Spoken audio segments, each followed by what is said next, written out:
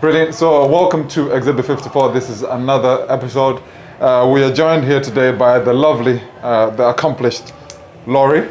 She does have a full name, to be fair, which I've written down here, which is Gatsi-Barnett. She's the founder of JoinHer Network, and she's put together a fantastic show in Belfast, Ireland here for the Black History Month, and she's put together what's known as the Black History Expo. I believe it's the third year running now? Yes, it is. That's right. And she's just here to tell us a bit about herself, the organization that she's doing, and what inspired her to get involved with some of this community work. So I will take it over to you. Tell us a bit about yourself then, Laurie.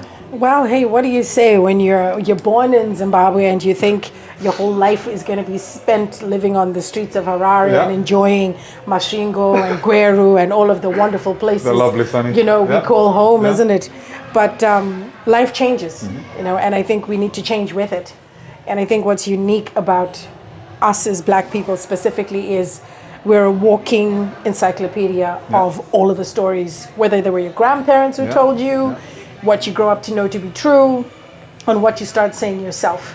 So when I look at myself, I would not have imagined I would be this person, but I think life has taken me to this point and I've embraced every part of that journey, and I think we need to do a lot of that. So I've learned how to be a mother when the time came. I learned how to be a leader, and sometimes leadership is knowing when to lead and knowing when to be led. I've had to learn how to listen, not only to myself, but listening to what is happening around me so I could hear my own voice in the midst of everybody else. I mean, I could sit here and tell you all the things I've done in my life, but I think the most significant thing is being Black, owning my Blackness, celebrating my Blackness, and being able to position myself in the world and not feel that I am lesser under any circumstances for appreciating and valuing the Blackness that I bring to the table. I wanted to talk about, I suppose, the company or the organization that you've actually made, which is JoinHer. Obviously, it's combating some of these problems that we face here in the UK, and I wanted you to just tell the people, I suppose, what JoinHer is, what it stands for, and what you hope to accomplish with the organization. Okay, well, I mean, JoinHer, I think in essence, when I created it, was because I couldn't find where I could fit the best. Everywhere I went, I felt like I was having to make a compromise or a substitution, or I would have to dismiss something about myself. So sitting down with my brother and his wife, and we were just really trying to figure out how do we make what works. And my brother has a friend who's a joiner. So we were playing with the words, and I was like, JoinHer. And I was like, wait a minute, there's join, and it sounds alike. Yeah, absolutely. And I was like, JoinHer. And I was like, yeah, but I'm the her, because that's my pronoun. So JoinHer, and then I can join another her. That's true. And it just became this catchy thing that we were talking about. Just, one of the evenings as family, just kicking back and just trying to figure out how to do this. And in realizing that it was so simple to find something that identified with me, and subsequently creating this organization and wanting it to be, this is a woman of color. This is a woman who's Black. This is a woman who has her African heritage in her. This is a woman who understands every single day what every young woman out there is experiencing about not being good enough. The whole idea of I am not my hair, because I'm not my hair. That's very true. I am not my skin even, These are all the things that make me as a person, but they're not the ingredients of who I am overall in my totality. So JoinHer, if I had to say, is the ultimate avatar of Laurie Gatsi-Barnett, is JoinHer.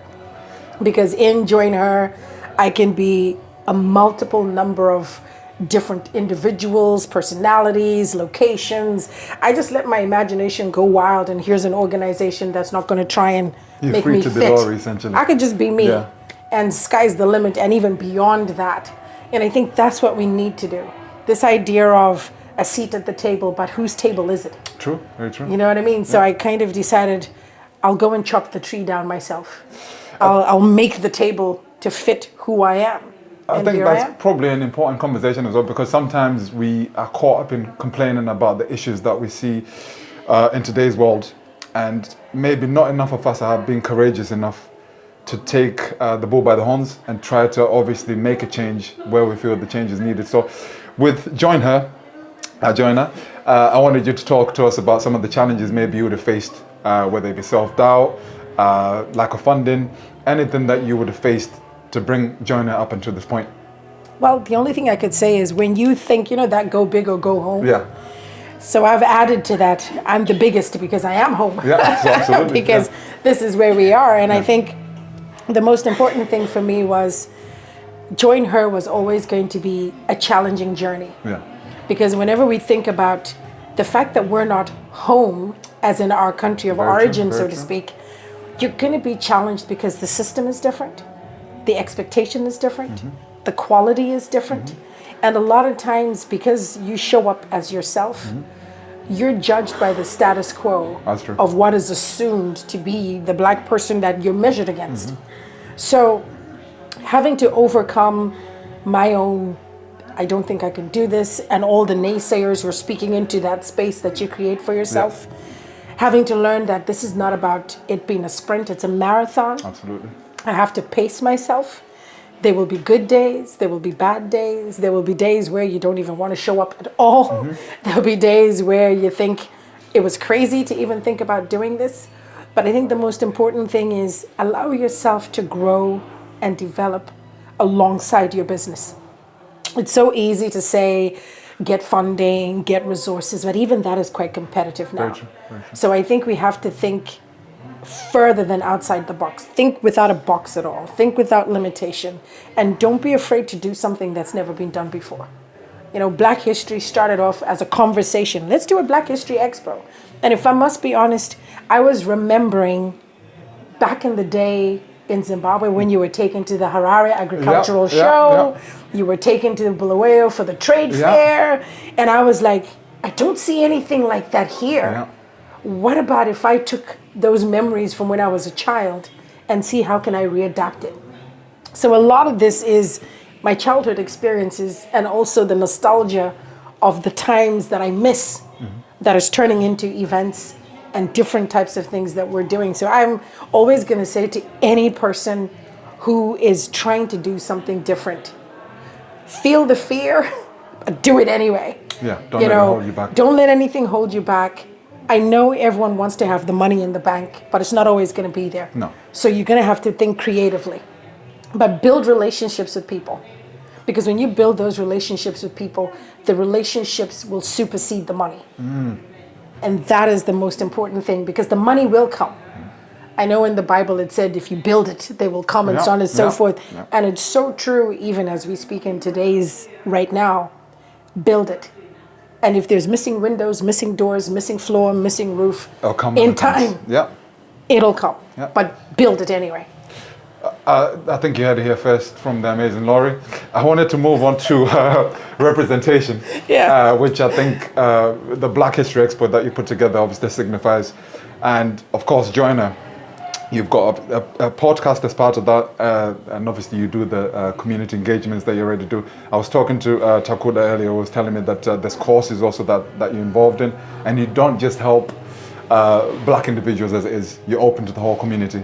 Yes. And I just wanted to, I guess, share that a little bit more with the camera to say what you do.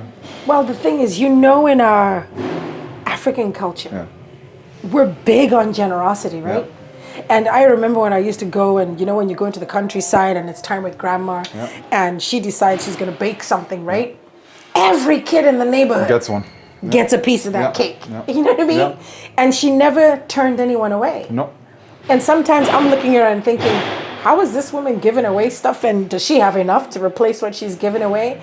But I now understand that, sometimes you have to be bigger than what you need to do. And if we then, as Black people or people of color, say, let's build our own little world that's away from everybody else, then we're no better than the very thing that we're trying to change.